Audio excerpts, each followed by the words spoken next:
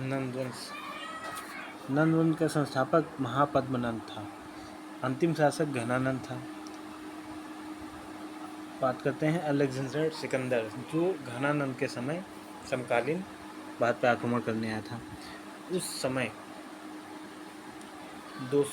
326 ईसा पूर्व में सिकंदर भारत पर आक्रमण करने आया। सिकंदर के घोड़े का नाम बुक्का फेला, जो झेलम नदी को पार करके पंजाब के राजा पोरस पर आक्रमण किया। भारत पर आक्रमण करने वाला प्रथम विदेशी सिकंदर था। उसी समय पंजाब के दूसरी तरफ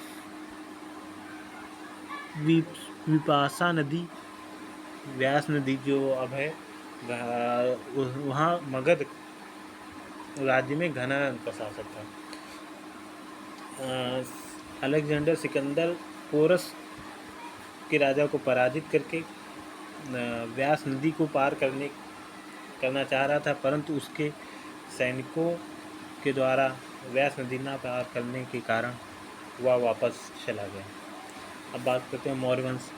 मौर्य वंश का संस्थापक चंद्रगुप्त मौर्य था। उसके गुरु चाणक्य, कौटिल्य, विष्णुगुप्त, भारत का मैकियावेली इतने नामों से जाने जाते हैं, जिन्हें चाणक्य, कौटिल्य, विष्णुगुप्त और भारत का मैकियावेली के नामों से जाना जाता है इनके गुरु को।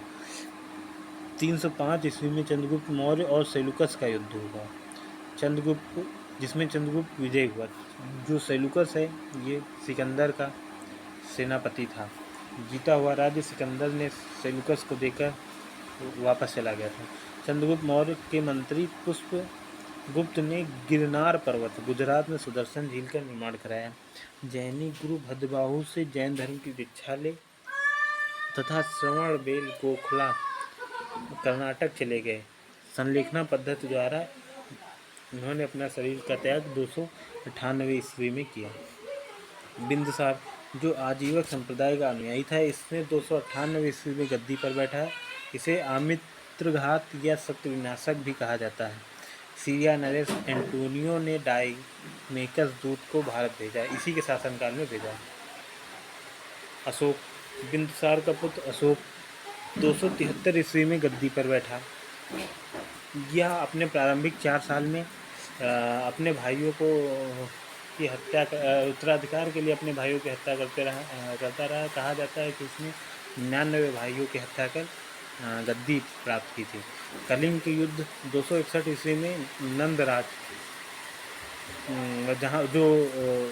नंदराज नामक शासक से हुआ, जिसके बाद इसका पूरा मन बदल गया है। इसने